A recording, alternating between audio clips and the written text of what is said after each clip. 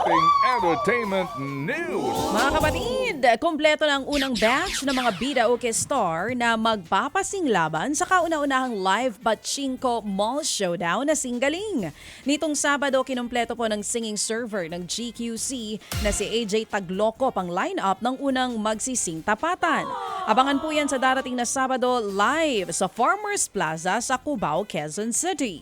Sino-sino kaya sa Bida OK Stars? Sa sina Maricel Park, John Azurin, Shannon Garciso, RJ Cabael, Jefferson Mendoza at AJ Taglocop ang unang magwawagi o uuwing wagi. Tutok na po sa Sabado para sa kauna-unahang live Pachinko Mall Showdown ng Singaling 5:45 sa TV5 at Sari Sari Channel.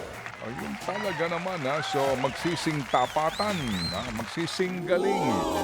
Opo. So dito ba may mga ba dito, may mga alarm kapag kay sing tonado? Ayun ang hindi ko sure. O baka siguro, maybe.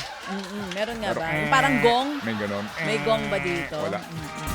Alright, samantala po naman bumisita sa TV5 ang award-winning actress at untold star na si Jody Santa Maria. Bakit untold?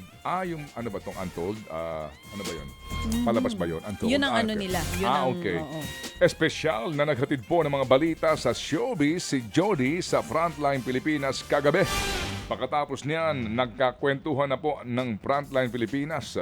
Opo, si Ma'am Jody. Mga dapat mong abangan sa horror film na Untold kung saan po bibida. Oo. Bilang si Vivian Vera, itong si Ma'am Jody.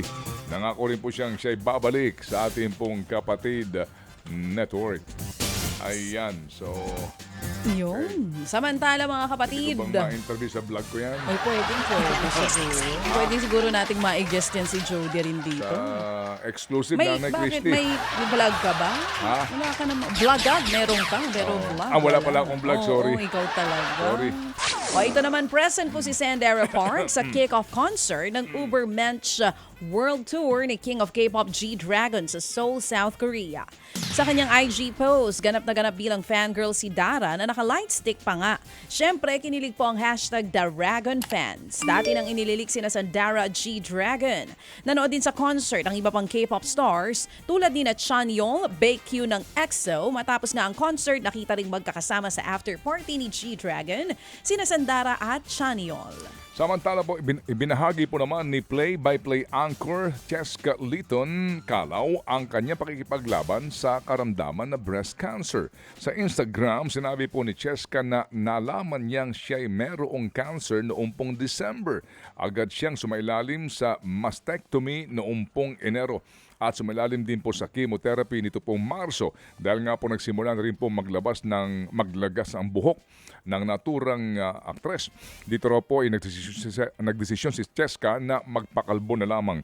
Gumagamit na lamang daw siyang ng wig ngayon sa kanyang trabaho at nakatulong din daw ang koleksyon niya ng mga scarf at turban. Nagpasalamat po naman ang naturang aktres sa lahat po ng taong tumutulong sa kanya pong journey ngayon.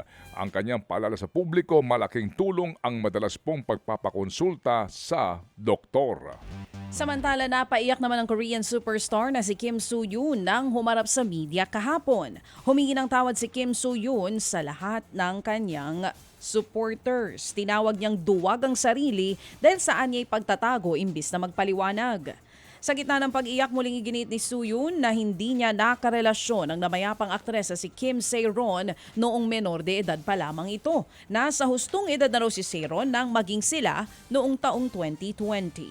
Nang ilabas daw ng aktres sa mga dati nilang larawan, pinili niyang manahimik dahil gusto niyang proteksyonan ang nooy ume-ere pang K-drama na Queen of Tears. Itinanggi rin ni Soo-yoon na siyang dahilan ng pagpapakamatay ng aktres. Anya, gaya ng ibang magkarelasyon na naghiwalay, hindi na raw sila nag-usap ni Se-ron matapos ang kanilang breakup.